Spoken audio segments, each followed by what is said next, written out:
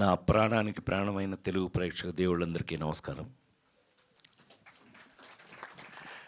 సభా సరస్వతికి నమస్కారం. చాలా గంభీరంగా ఉంది కదా, అంటే ఏం లేదు, వర్క్ చేసి సాయంకాలం.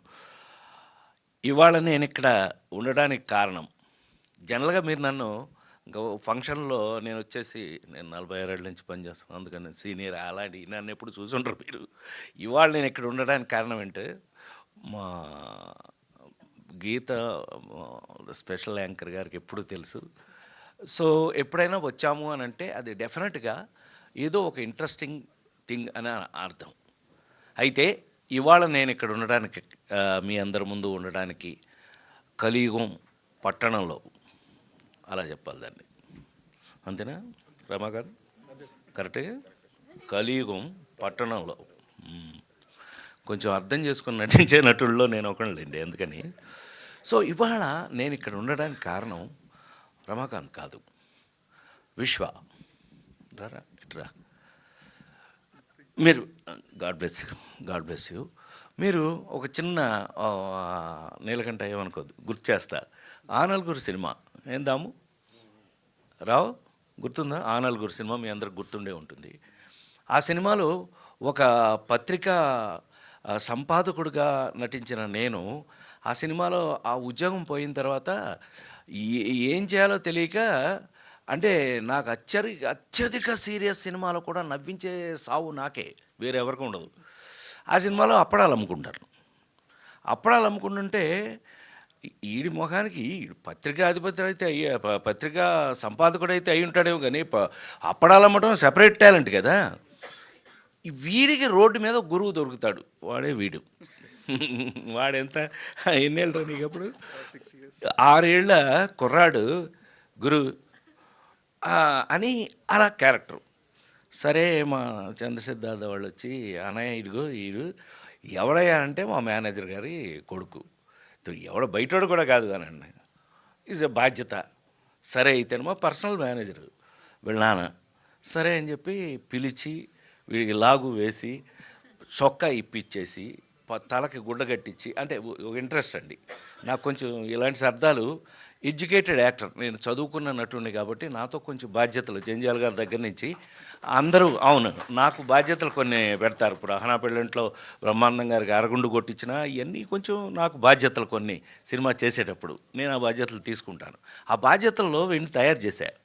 అరే ఇలా ఉండి అంటే ఇలా భయపడతావేంటారు నువ్వు? ఆ గురువు ఇప్పుడు ఇందులో అప్పడాలు అమ్మడంలో గురువు అంటే ఏడుగురు ఈ కొనే ఫేసులు కానీ ఇలా ఎవరిని ఆమన్ని వాళ్ళని దుమ్ము లేపేసాడు.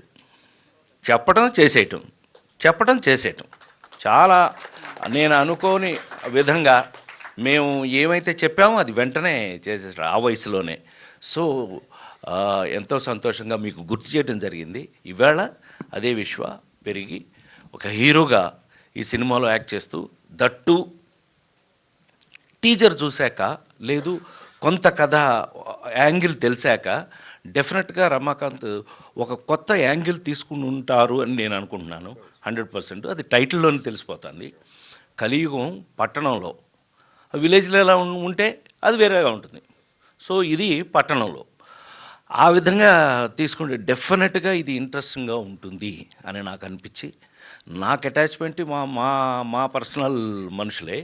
అయితే ఈ విధంగా చూసుకుంటే మాకు నిర్మాతలు వాళ్ళు కూడా నాకు పాత ఫ్రెండ్సే అవ్వడం వల్ల, మరి ముఖ్యంగా మా స్పెషల్ డైరెక్టర్ నీలకంఠ మేనల్లుడు అవ్వడం వల్ల వీళ్ళు చాలా స్పెషల్ అని నేను మనస్ఫూర్తిగా అనుకుంటూ, వీళ్ళందరికీ కూడా, అట్లాగే మ్యూజిక్ చేసిన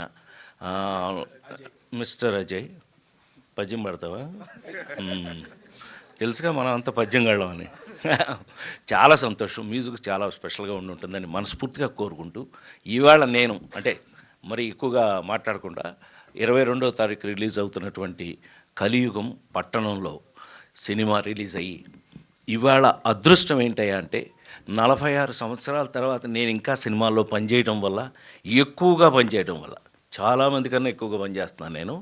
కారణం ఏం లేదండి, నేను నమ్మింది ఒకటే, ఎప్పుడైనా ఈ బ్యాచ్కి ఈ జనరేషన్ కూడా నేను చెప్తుంది ఒకటే, వర్క్ వర్క్ వర్క్, పని పని పని.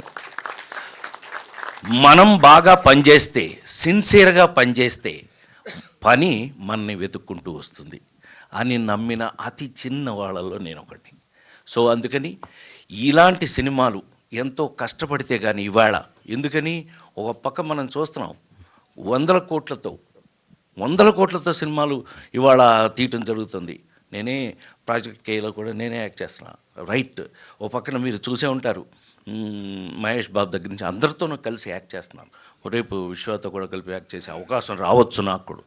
సో పని చేయాలని అనుకునే వాళ్ళకి అట్లా పని చేయమని, ఇది చూస్తే ఈ బ్యాచ్ని చూస్తే అంత బాగా పనిచేసి ఉంటారు అని నమ్మకం కలిగి అదృష్టవశాత్తు వీళ్ళందరినీ బ్లెస్ చేసే అవకాశం నాకు కలగటం, ఆ విధంగా ఇక్కడికి రావటం. ఈ సినిమా కలియుగం పట్టణంలో మార్చి 22వ తారీఖు నుంచి మీరందరూ చూసి దీన్ని అతిపెద్ద సక్సెస్ చేయాలని, ఆ సక్సెస్ వల్ల ఈ సినిమా తీసిన వారికి, ఈ సినిమా చేసిన వారికి, ఇందాక చెప్పినట్టు చక్కగా అందరికీ కూడా సక్సెస్ రావాలని, మనిషికి ఎవరికైనా సరే ఏ కష్టానికైనా సరే సక్సెసే గీటురాయి. సక్సెస్ అయితేనే మన జీవితం ముందుకెళ్తుంది. సో నాకు తెలిసి ఇది 100% సక్సెస్ కావాలని మనస్ఫూర్తిగా కోరుకుంటూ సెలవు తీసుకున్నాను. Thank you very much.